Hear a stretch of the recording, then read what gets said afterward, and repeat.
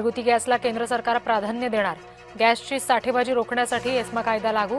आखाती युद्धाच्या पार्श्वभूमीवर केंद्राचा मोठा निर्णय.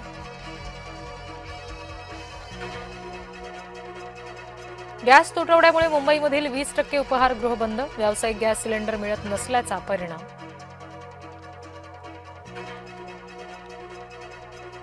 आखाती देशांमधील युद्धाची झळ आता आपल्या घरापर्यंत.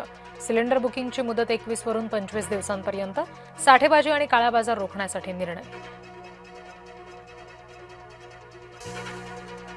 युद्धाच्या भडक्याने गॅस पाठोपाठ खाद्यतेल सुद्धा महागलं.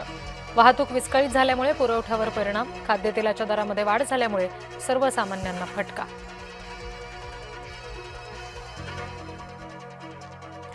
आखाती देशातील युद्धाचा परिणाम आता स्मशानभूमीवर. पुण्याच्या स्मशानभूमीमध्ये गॅस दाहिन्या बंद.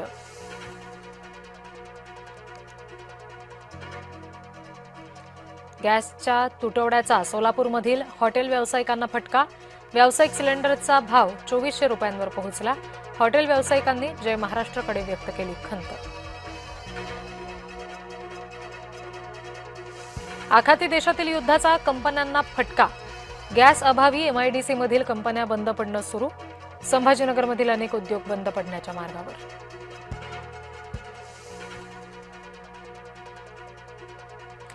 गॅस सिलेंडरवरील निर्बंधाचा नागपूरमधील व्यावसायिकांना फटका.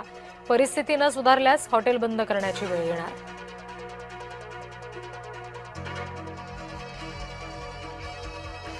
लोकसभा सभापतींवरील अविश्वास प्रस्तावामागे राजकीय हेतू. खासदार श्रीकांत शिंदेंकडून अविश्वास प्रस्तावाला विरोध.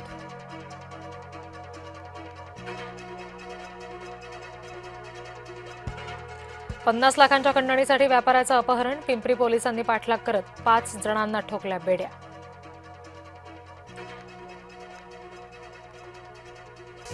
राज्यपाल जिष्णुदेव वर्मा यांचा शपथविधी संपन्न. लोकभवनामध्ये पार पडला राज्यपालांचा शपथविधी.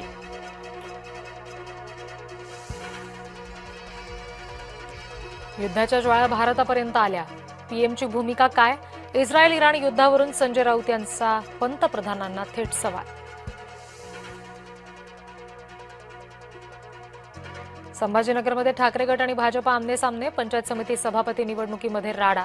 भाजपने 3 सदस्य पळवल्याचा अंबादास दानवेंचा आरोप.